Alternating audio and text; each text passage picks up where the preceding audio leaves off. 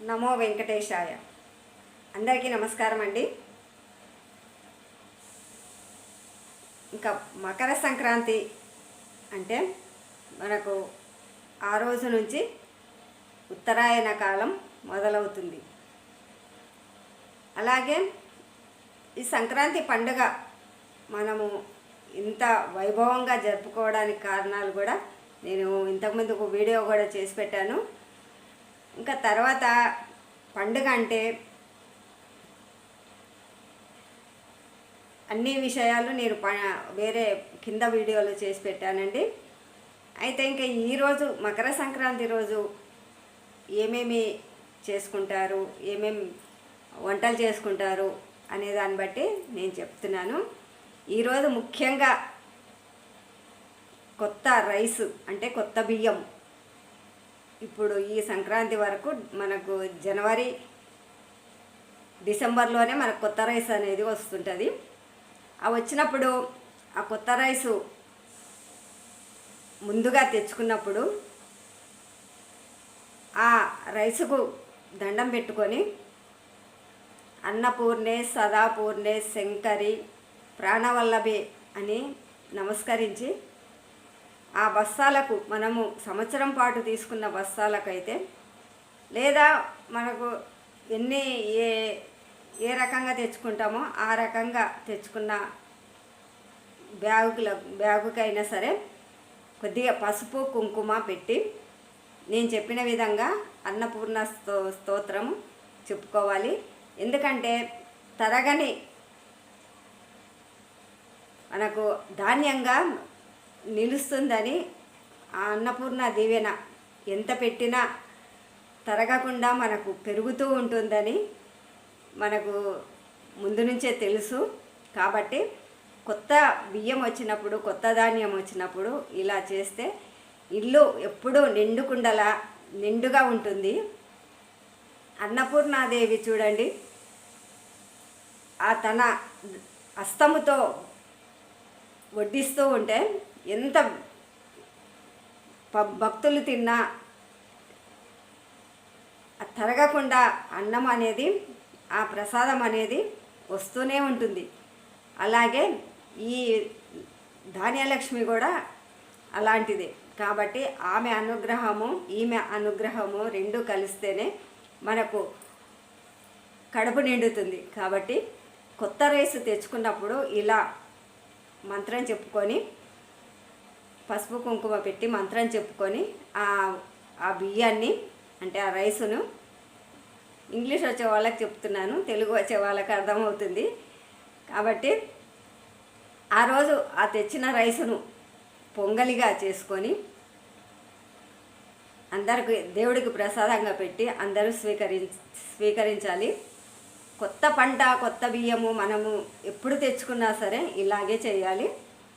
ఇంకా పాత రైస్ అయినప్పుడు మనం డైలీ వాడుతూనే ఉంటాం. కాబట్టి ఈరోజు కొత్త బియ్యం తెచ్చుకున్న రోజు మాత్రము ఇలా పద్ధతి పాటిస్తే మనకు ఎప్పటికీ ఎంతమందికి భోజనం పెట్టినా అన్నదానం అంటే ఎంత మన అదృష్టమో కదా. ఒక్క మనిషి ఇంటికి వచ్చి భోజనం చేసిపోయినా కూడా మన జీవితంలో ఎంతో పుణ్యం చేసుకున్నంత ఫలితం దక్కుతుంది. అన్నదాన మహిమ అట్లా ఉంటుంది. అన్నపూర్ణాదేవి అనుగ్రహం ఉంటేనే ఇట్లా జరుగుతుంది. ఒక్కొక్కరు చూడండి, పాపం అన్నానికి లేకుండా కూడా అన్నమో రామచంద్ర అని అల్లాడుతూ ఉంటారు. అలాంటి వారికి బుక్కెడు అన్నం పెట్టి వాళ్ళ ఆశీర్వాదం తీసుకుంటే ఎన్నో జన్మల పుణ్యము పాపాలు మనం ఏదైనా చేసుకుంటే తొలగిపోతాయి. అన్నదానము అంత పవిత్రమైనది. కాబట్టి అన్నపూర్ణ మనకు అనుగ్రహం ఇచ్చినప్పుడు ఇలాంటి అన్నదానం కూడా చేస్తే మంచిది.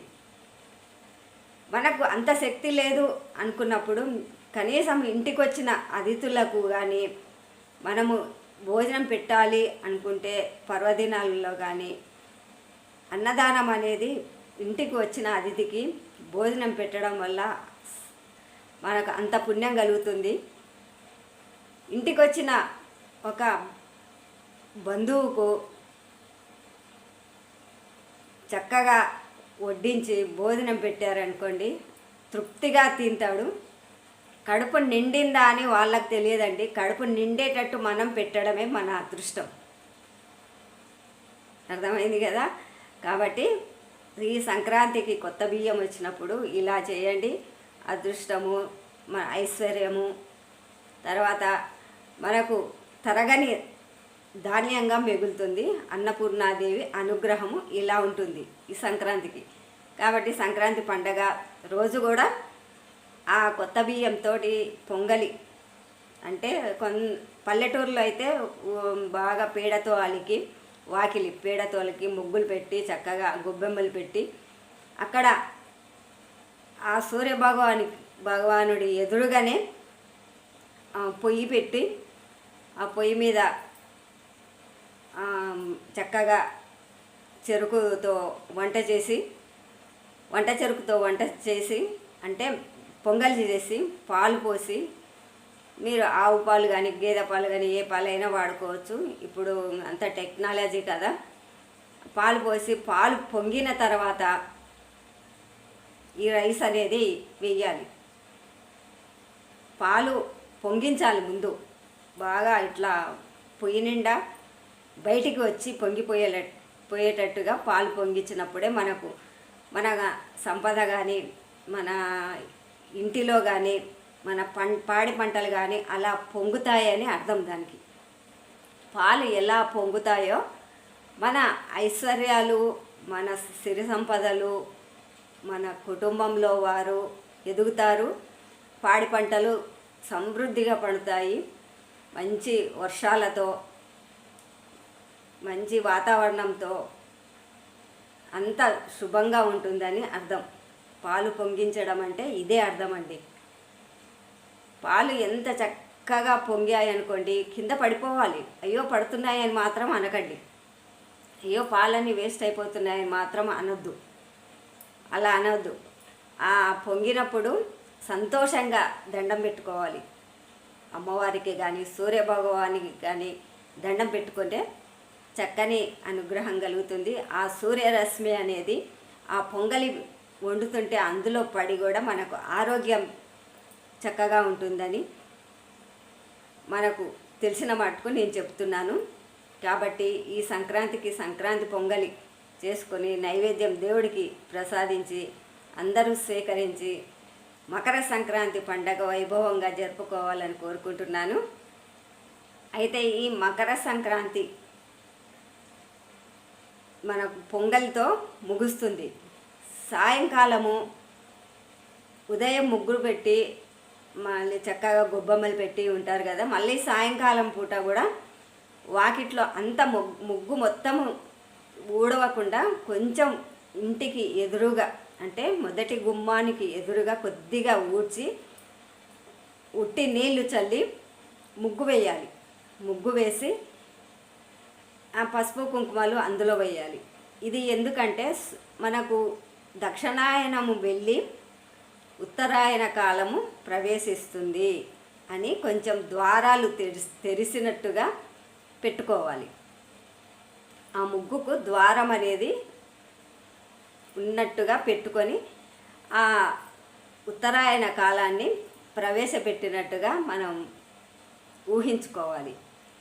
సాయంకాలం పూట గొబ్బెమ్మలు కూడా ఆడుతూ ఉంటారు. మంచి చక్కగా పిల్లలు ముద్దుగా తయారయ్యి ఆడవాళ్ళు చక్కగా చీరలు కట్టుకొని పట్టు చీరలతో, తర్వాత మంచిగా చక్కగా పూల జడలతో అవి కుచ్చులు వేసుకొని జడ కుచ్చులు వేసుకొని పరికినీలు కట్టుకొని పట్టులంగాలతో పిల్లలు గొబ్బెమ్మలు ఆడుతూ ఉంటే సరదాగా ఆనందంగా కడుపు నిండిపోతుందండి. అంత చక్కగా తయారవుతారు మన ఆడపిల్లలు. కాబట్టి సాయంకాలం కూడా గొబ్బెమ్మలు ఆడి అందరూ హ్యాపీ సంక్రాంతి అని అందరికీ వినిపించేటట్టుగా గొబ్బెమ్మ పాటలు పాడుకోండి. ఇదేనండి ఈనాటి వీడియో.